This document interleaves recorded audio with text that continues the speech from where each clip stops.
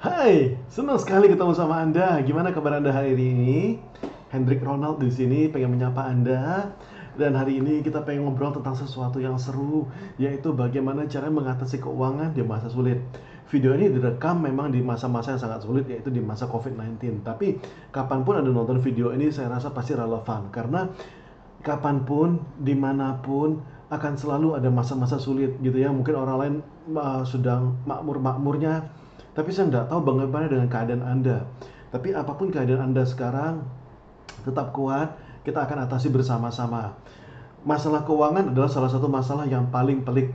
Kenapa seperti itu? Karena dari dulu kita tidak pernah diajarkan bagaimana cara ngatur keuangan.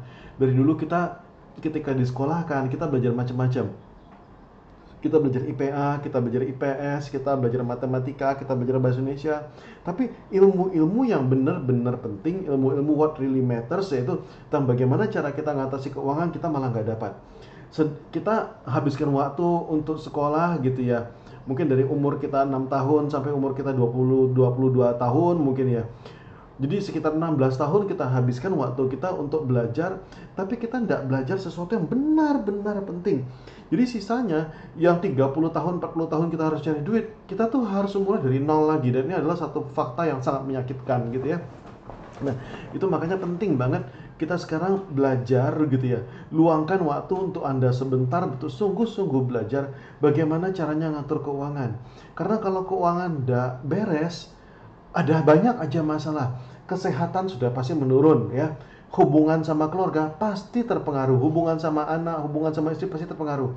Anda pengen habiskan waktu lebih banyak sama anak, Anda bisa. Anda pengen habiskan waktu lebih banyak sama suami, atau sama istri, atau sama keluarga, yang tidak bisa.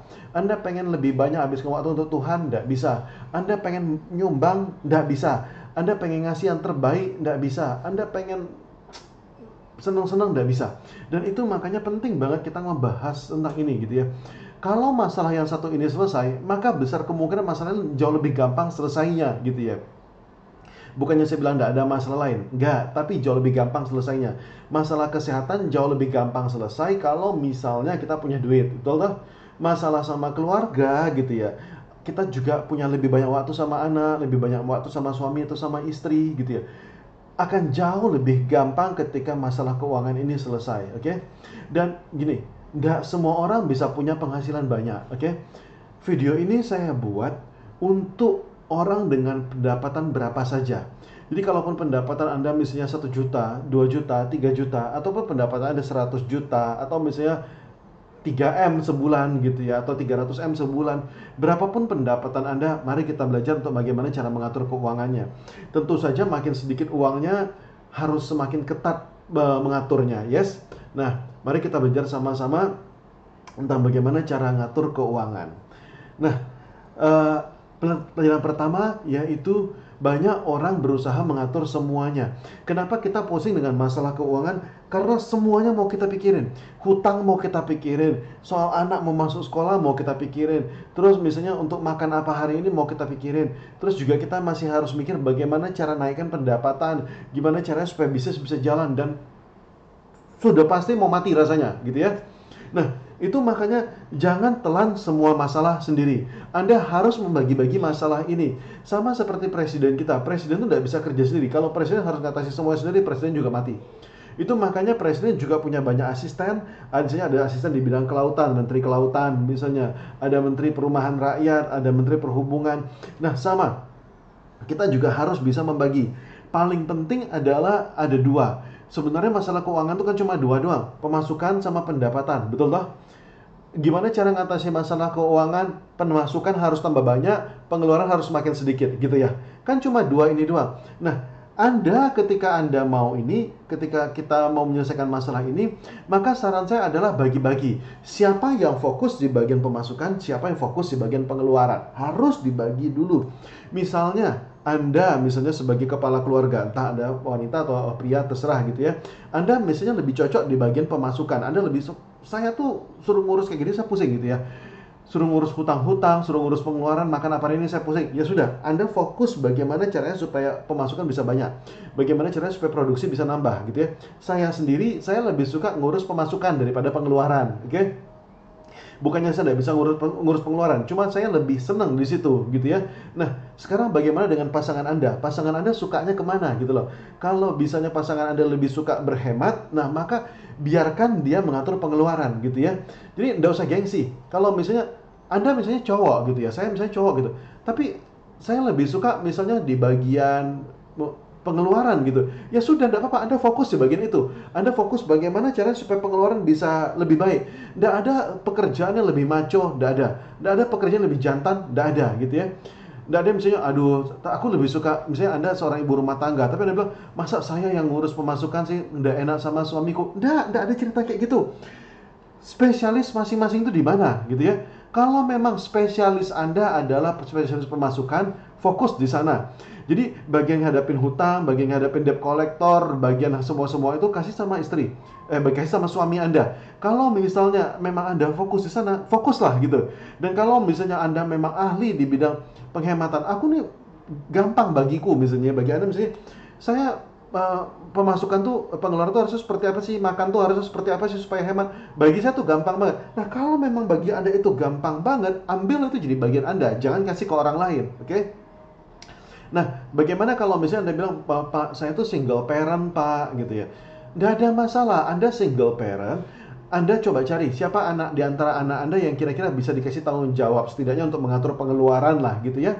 Jadi, tanggung jawab gitu ya, bagi-bagi tugasnya. Pak, anak saya masih kecil-kecil, enggak apa-apa, kasih tugas yang simpel dulu, bantu dulu. Kalau misalnya Anda benar-benar enggak bisa, Anda emang sendiri, ya sudahlah, good luck gitu ya, terpaksa Anda ngurus sendiri semuanya. Mari kita rapikan sekarang juga. Dan sekarang kita akan belajar bagaimana cara ngerapikan, bagaimana cara ngatur pemasukan sama pengeluaran. Tapi penting, pertama bagi-bagi tugas terlebih dahulu. Kalau sudah bagi tugas, maka separuh beban hilang. Kalau sudah separuh beban hilang, itu tuh perasaan jadi jauh lebih enak. Kalau perasaan jadi jauh lebih enak, Anda ngatur pengeluaran lebih enak. Kalau perasaan sudah lebih tenang, Anda ngatur pemasukan juga lebih tenang. Ini penting, makanya saya bilangin sampai berkali-kali ya. Oke, sekarang mari kita lanjut, oke? Kita bakal lanjut ke ini sudah terlihat, misalkan dua masalah besar antara pemasukan sama pengeluaran, oke? Bagaimana caranya supaya pemasukan bisa bertambah, pengeluaran selalu menurun. Nah, kurang lebih seperti itu ya. Nah, kita bakal lanjut sekarang. Ada dua jenis pemasukan, oke? Dua jenis pemasukan. Yang pertama adalah pengeluaran yang pemasukan yang aktif, artinya Anda kerja baru dapat duit, oke? Ini kalau misalnya Anda adalah seorang karyawan atau Anda misalnya punya usaha tapi Anda sendiri yang masih harus menjalankan bisnisnya. Misalnya Anda punya warung tapi Anda sendiri masih harus jualan di situ. Ya, sama aja kurang lebih gitu ya. Atau misalnya Anda misalnya punya toko kain gitu ya, tapi Anda sendiri masih harus hari-hari berada di sana. Maka itu masih termasuk pemasukan aktif. Oke? Ada pemasukan aktif, ada pengeluaran pasif, ada pemasukan pasif. Pemasukan pasif yaitu pemasukan yang tanpa Anda pun dia bisa jalan sendiri. Nah, saya sudah pernah buat video bagaimana caranya supaya bisnis Anda bagaimana caranya supaya Anda bisa memilih bisnis dan bagaimana caranya supaya bisnis itu bisa jalan sendiri, oke? Video sudah ada, nih ada linknya di atas, Anda coba lihat aja gitu ya. Videonya Anda cek gitu ya, Anda nonton. Hari ini saya tidak akan ngomong banyak-banyak tentang bagaimana cara mengatur pemasukan, Anda lihat di video yang itu, oke? Hari ini saya justru mau fokus sama satu hal, yaitu pengeluaran, oke? Nah, bagaimana cara mengatur pengeluaran, bagaimana caranya supaya cukup? Yang pertama, oke, berapapun pemasukan Anda sekarang gitu ya, karena yang namanya menaikkan pemasukan itu tidak gampang, oke? Pasti butuh waktu, pasti butuh usaha. Maka Anda harus punya mindset dulu. Berapapun pemasukan yang ada sekarang, cukup. Oke? Saya ulangin sekali lagi, kita ulangin sama-sama ya, kita ulangin sama-sama biar ingat. Berapapun pemasukan, cukup. Mungkin Anda bilang impossible gitu ya. Enggak. Karena kalau tidak dicukup-cukupkan, tidak akan ada jumlah yang cukup, oke? Maka entah pemasukan Anda 1 juta, entah pemasukan Anda 500 ribu, berapapun pemasukan Anda sekarang cukup, oke? Tidak boleh nambah hutang lagi, oke? Dan dari pemasukan inilah yang nanti kita coba atur, bagaimana caranya supaya cukup, oke? Jadi, kalau misalnya Anda memang di bagian mengatur pengeluaran, oke? Anda harus punya prinsip, berapapun pemasukan yang ada sekarang, sudah. Ini sudah cukup dan harus cukup, bagaimanapun caranya harus cukup. Oke, jadi Anda jadi jauh lebih tenang, Anda tidak terlalu pusing lagi. Oke, pemikirannya sudah jauh lebih simpel. Oke, dan saya mau membagi 3 jenis pengeluaran. Oke, berdasarkan urutannya, berdasarkan urutan prioritasnya. Yang pertama yaitu kebutuhan Anda, oke? Apa yang menjadi kebutuhan? Yang kedua keinginan, yang ketiga yaitu hutang, oke? Berdasarkan prioritasnya, pengeluaran paling penting nomor satu yang harus Anda keluarkan terlebih dahulu yaitu yang benar-benar Anda butuhkan, oke? Yang kedua yaitu keinginan, oke? Yang ketiga baru hutang, oke? Nah, kenapa saya letakkan hutang di paling terakhir gitu. Mungkin ada yang berpendapat, Pak, hutang dulu lah baru keinginan gitu ya. Ya boleh-boleh aja gitu. Karena gini, eh saya kadang-kadang nonton video, ada yang nyebarin video gitu ya. Videonya tuh mungkin bagus banget niatnya gitu ya, ngajarin tentang baik hati. Videonya ini simple. Tentang bagaimana ada orang miskin gitu ya, dikasih uang, misalnya dikasih $100, $200, dikasih uang kejutan gitu ya. Lalu eh si orang miskin ini ketika sudah dapatkan duit, dia nggak ambil duit itu sendiri, dia langsung bagi-bagi duit itu, langsung dia belikan makanan, lalu dia bagi-bagi lagi sama teman-temannya yang sesama miskin juga, sama-sama gelandangan juga gitu ya. Pertanyaan saya, apakah sikap ini bagus, sikap memberi ini bagus? Maka jawabannya bagus. Tapi apakah bagus untuk keuangan? Saya mohon maaf nih, bahasanya kasar, bahasanya tidak enak, itu adalah goblok, oke? Kenapa? Ini saya mohon maaf, saya ngomong keras dulu.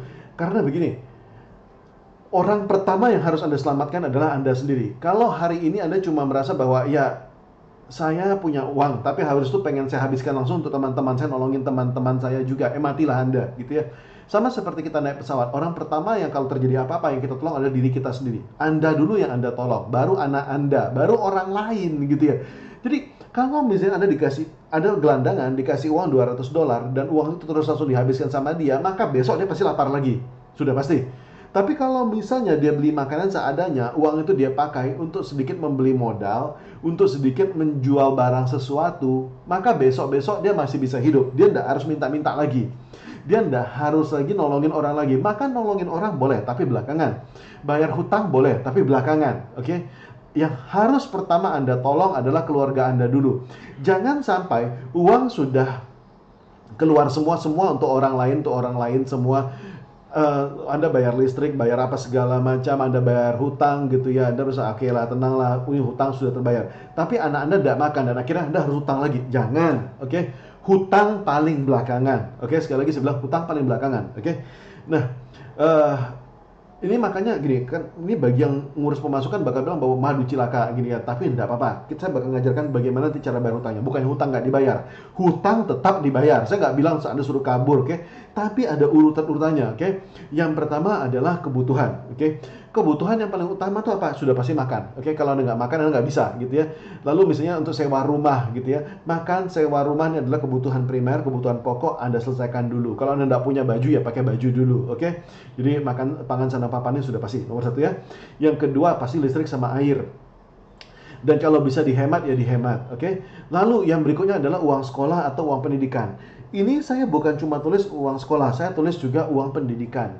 Karena pendidikan itu bukan cuma untuk Anda, bukan cuma untuk anak Anda doang, tapi untuk Anda juga. Ini saya mohon maaf, pendidikan kita yang selama ini membawa kita ke situasi kita yang persis seperti sekarang ini. Kalau kita tidak mau belajar, matilah. Kita akan terus seperti berada di posisi ini seperti ini terus-menerus, oke? Maka Anda harus keluarkan uang untuk sedikit untuk pendidikan, oke? Penting untuk sedikit beli buku, untuk misalnya untuk langganan, untuk nonton YouTube, untuk belajar, misalnya untuk Anda belajar seperti ini, gitu ya. Itu penting banget.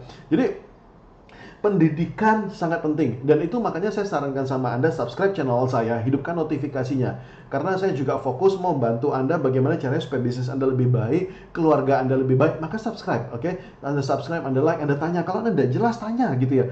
Lebih bagus kita kelihatan goblok sebentar, tidak apa-apa, karena percayalah, segoblok-gobloknya Anda, ada banyak yang lebih goblok lagi daripada Anda gitu ya. Akan ada orang yang bersyukur sama Anda ketika Anda nanya gitu. Karena pertanyaan Anda mungkin merasa, aduh Pak, pertanyaan saya sepele banget, pertanyaan saya goblok banget. Misalnya, bagaimana caranya saya menghemat listrik gitu ya. Anda mungkin merasa itu pertanyaan goblok banget gitu. Percayalah, believe me gitu ya. Akan ada orang yang bersyukur karena Anda sudah bertanya seperti itu. Apalagi sudah, wah ini sama, ini juga yang pengen saya tanyakan. Nah penting banget, maka tanyakan aja, nggak apa-apa, oke? Nah, Jadi uang pendidikan penting banget, oke? Pulsa, yes penting. Dan amal juga penting. Kenapa saya masukkan ke dalam kebutuhan? Karena kita memang butuh untuk beramal. Ketika kita beramal, entah kenapa gitu ya, saya percaya penyakit itu jarang datang. Ketika kita rajin beramal, entah kenapa, yang namanya kemalangan, musibah jarang datang gitu ya. Kalau kita jarang beramal, nggak tahu kenapa tiba-tiba penyakit datang, yang namanya datang, kita seperti dipaksa untuk beramal gitu. Beramal sama rumah sakit lah, beramal sama apalah. Dan jangan gitu ya. Beramal juga tetap penting, tapi bukan beramal terus 30% dari pendapatan Anda, enggak. Beramal secukupnya dulu gitu ya. Beramal kalau perlu syarat dulu lah. Ini boleh bilang, ya ini bayar tiket sama Tuhan supaya enggak kena bayar tiket ya supaya tetap menjamin Anda tetap bisa masuk surga ya. Yang paling penting diri Anda sendiri Anda selamatkan dulu. Habis itu di keluarga Anda, baru terakhir orang lain, oke? Nah, kebutuhan gitu ya. Nanti dari sini Anda tuliskan untuk makan tuh berapa gitu ya. Kalau misalnya Pak ini setelah makan listrik air untuk makan itu tinggal ini. Enggak, makan dulu Anda cadangkan dulu makan berapa listrik air berapa, oke. Setelah Anda bagi-bagi, misalnya untuk makan gini. Makan Pak, ini cuma tinggal 15.000 per hari, misalnya untuk Anda tinggal sendiri gitu ya. Bisa atau enggak? Kita balik ke yang tadi, berapapun uangnya mesti cukup. Pertanyaan saya, bisa enggak orang makan 15.000 sehari? Bisa nggak? Bisa, pasti bisa gitu ya. Pasti bisa. Bisa enggak orang makan 5.000 sehari? Pasti bisa, pasti ada jalannya. Apalagi kalau misalnya 30.000 sehari, 50.000 sehari, pasti bisa, oke? Pasti ada jalannya, oke? Dan kalau Anda mungkin merasa bahwa, Pak ini nggak cukup buat beli susu. Nggak usah beli susu. Susu tuh nggak bagus untuk kesehatan, oke? Susu tuh malah bikin badan jadi nggak sehat, malah bikin tulang jadi rontok. Jangan beli susu, oke? Pak, ini nggak cukup untuk beli daging. Kita kan perlu daging, kita butuh protein. Nggak usah makan daging, oke? Ada banyak orang yang hidup sehat luar biasa, nggak makan daging sama sekali. Malah jauh lebih bagus kalau Anda bisa nggak makan daging, oke? Lebih bagus kalau Anda pertama makan sehat dulu lah, makan tahu tempe itu sehat banget. Ikan nggak usah mahal-mahal, nggak usah salmon, nggak usah bawal, nggak usah. Karena di antara ikan ternyata salah satu yang paling nutrisi paling bagus itu sarden. Nah, ikan murah justru bagus gitu ya. Jadi nggak ada masalah. Anda makan tuh Anda hemat dulu, nggak apa-apa, oke? Yang penting cukup untuk bayar listrik, listrik nggak putus, air nggak putus, uang rumah juga nggak putus gitu. Rumah jangan sampai putus ya, jangan sampai diusir, nanti bakal susah, oke? Jadi uang sekolah, pendidikan, pulsa, amal itu penting ya, oke? Yang berikutnya baru yaitu keinginan. Keinginan tuh misalnya seperti Pak langganan Netflix, Pak pengen belajar di Tokopedia, pengen ini ada credit card. Nanti gitu ya, nanti hiburan belakangan. Yang penting Anda bisa makan dulu, misalnya itu jauh lebih penting. Pak pengen dapur lebih besar, pengen kamar lebih ini. Itu urusan nanti, oke? Tunda dulu.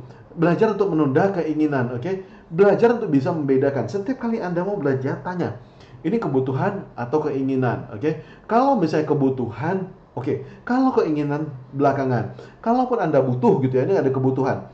Tanya, misalnya Anda, Pak, makan kan penting, Pak. Iya.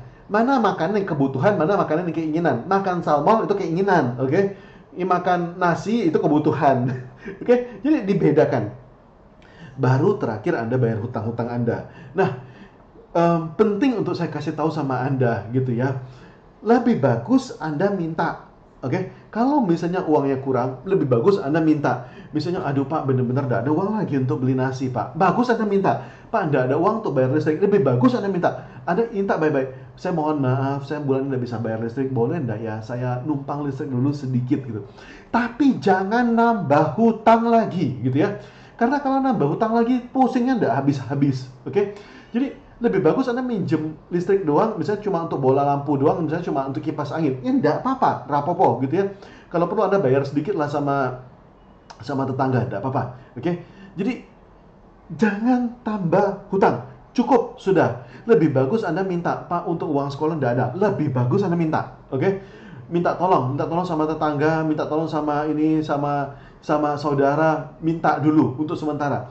Ketika Anda minta, sudah pasti malu, betul tak? Dan ketika Anda malu, Anda akhirnya lebih sadar gimana caranya supaya bisa lebih hemat. Karena minta sekali, itu kita masih punya muka. Minta 2 kali sudah hilang muka. Minta ketiga, sudah tidak bisa lagi melangkahkan kaki gitu ya. Maka lebih bagus Anda minta dan akhirnya Anda menjadi sadar bahwa ini harus saya selesaikan. Bagaimanapun caranya mesti selesai. Nah, itu jauh lebih bagus lagi, oke? Nah, Dan berikutnya yang pengen saya kasih tahu adalah bagaimana caranya bayar hutang. Oke, ini adalah bagian yang terakhir ya. Bagaimana cara bayar hutang? Kalau misalnya Anda punya banyak hutang gitu ya, karena saya punya beberapa murid tuh ada juga yang punya hutang banyak gitu ya. Dan ternyata gini, hutang Anda harus tahu persis hutang Anda berapa gitu ya. Kalau Anda punya banyak tempat gitu, kalau bisa jadikan satu hutangnya gitu ya. Jangan banyak, Anda pusing nantinya, oke?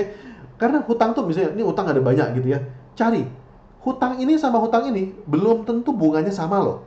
Hutang ini sama hutang ini bisa jadi bunganya beda-beda. Bisa jadi hutang paling besar justru bunganya paling kecil, hutang paling kecil justru bunganya paling besar. Maka Anda mesti tahu hutang mana yang paling besar bunganya. Kalau bisa, jadikan satu semuanya. Cari di mana yang paling kecil, udah jadikan satu. Yang lain lunasin, udah hutang sama satu aja gitu ya.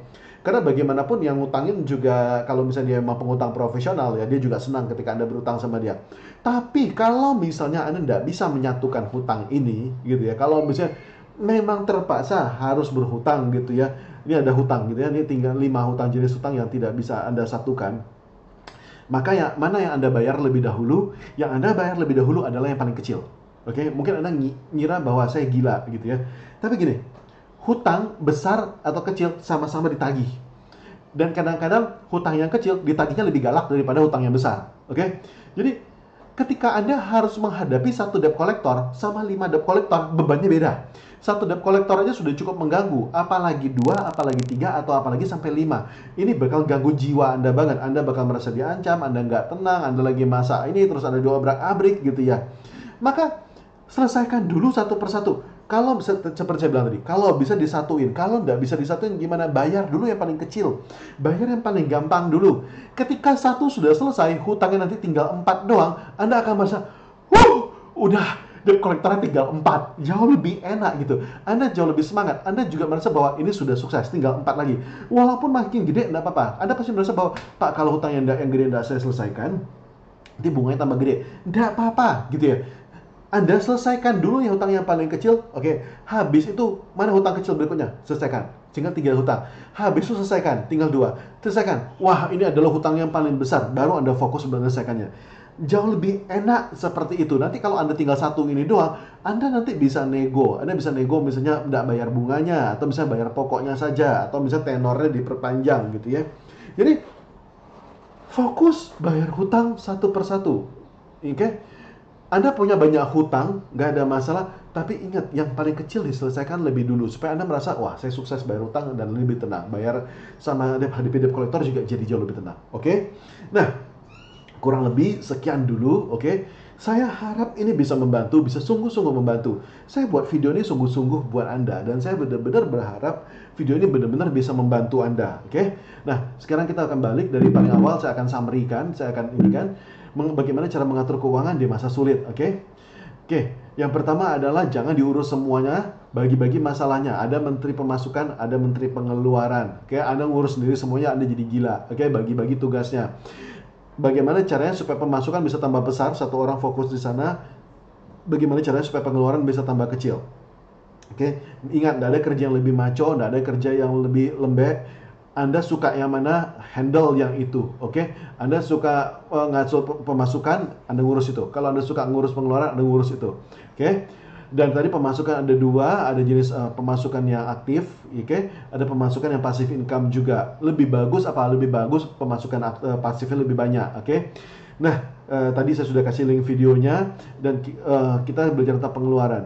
Ingat, kalau misalnya pengeluaran belum bertambah, berapapun pemasukan mesti Anda bilang cukup, oke? Jangan bilang tidak cukup, karena yang tukang nyari duit juga separuh mati, oke? Dan saya kasih tahu tadi juga jangan sampai nambah hutang, yes? Ada 3 jenis pengeluaran, ada kebutuhan, keinginan, dan juga hutang, ya. Dan seperti saya bilang, yang pertama Anda bereskan adalah yang kebutuhan. Siapa yang Anda tolong lebih dulu? Diri Anda sendiri, yes, tepat sekali, oke? Jadi untuk makan lebih dulu, untuk listrik, air, uang sekolah, pendidikan, bukan cuma untuk orang lain, pendidikan untuk anak, tapi untuk Anda. Kenapa pendidikan Anda jauh lebih penting? Karena ingat, Anda bisa berada di situasi ini, di situasi sekarang ini karena pendidikan Anda yang terlebih dahulu. Makanya, untuk bisa mengubah situasi ini, pendidikan Anda harus berganti. Yes, itu makanya saya sarankan banget ikut channel ini, follow, subscribe, dengerin, catat ya. Saya yakin hidup Anda pasti bisa berubah banyak, oke? Ketika Anda follow, Anda subscribe channelnya, pasti bisa, yes? Anda nonton videonya, luangkan waktu, oke? Dan berikutnya setelah itu baru kita ngomong tentang keinginan, baru Anda harus bayar hutang, yes? Dan ingat, jangan sampai nambah hutang. Lebih bagus minta daripada Anda nambah hutang, oke? Karena kalau kita minta, kita malu dan akhirnya kita berusaha bagaimana caranya supaya bisa. Dan yang terakhir yang pengen saya omongin adalah tentang bagaimana cara bayar hutang. Ingat, hadapin satu debt collector lebih enak daripada hadapin 5 debt collector, yes? Itu makanya kalau bisa semua hutangnya disatuin jadi satu. Dan Anda harus tahu persis, karena saya punya teman gitu ya, dia punya banyak hutang. Dan ketika saya tanya, hutang kamu berapa? Saya nggak tahu. Waduh gawat. Itu hutangnya ada beberapa soalnya. Ada berapa? Ternyata dihitung ada banyak. Dan masing-masing ini ternyata bunganya beda-beda dan dia nggak pernah tahu sebelumnya. Ketika dia sudah mulai ngurus hutangnya, baru dia bisa tenang, oke? Kenapa selama ini dia pusing? Karena dia bukan cuma ngurus suaminya, bukan cuma ngurus istrinya gitu ya, tapi dia juga harus ngurus pemasukan sekaligus ngurus pengeluaran juga, mati lah kayak gitu ya. Selalu bayar utang dari yang paling kecil terlebih dahulu, yes? Supaya apa? Supaya Anda merasa, oh tenang, sudah satu, sudah berkurang. Debt kolektornya sudah berkurang satu. Lalu berkurang dua, berkurang tiga, berkurang empat. Akhirnya semua bisa hilang. Yes? Nah, saya doakan supaya hutang Anda bisa segera selesai. Pemasukan Anda juga semakin bertambah. Ingat mimpi kita, kalau bisa kita jadi triliuner sama-sama. Kita bantu orang lain lebih banyak. Yes? Oke, saya mau ucapkan terima kasih banyak buat partner saya juga yang terus support, Ibu Reni Artanti. Kalau Anda belum follow dia, ya silakan follow gitu ya. Beliau juga punya channel Instagram juga. Dan terima kasih banyak. Saya Hendrik Ronald mengucapkan salam dahsyat buat Anda. Thank you.